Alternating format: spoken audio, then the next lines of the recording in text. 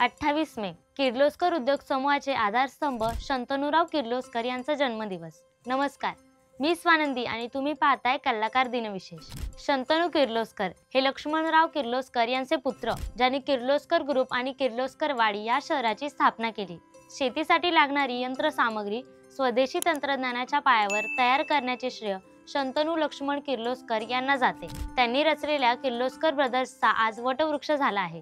शंतनू लक्ष्मण किर्लोस्कर यांचा जन्म 28 मे 1903 रोजी सोलापूर येथे झाला।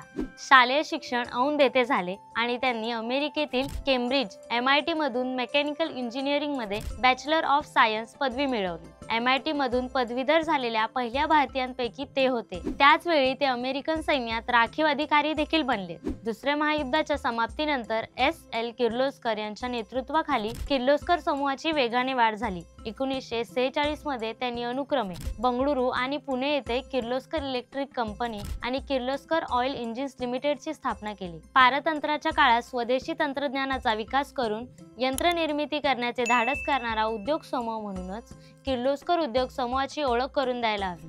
किर्लोस्कर ब्रदर्स लिमिटेड ही भारतातील पहिली कंपनी ही ज्यांनी स्वतःचेच गुणवत्ता मापदंड निश्चित करून चारा कापण्याचे यंत्र आणि लोखंडी नांगर अशी 2 अवजारे बाजारात आणली।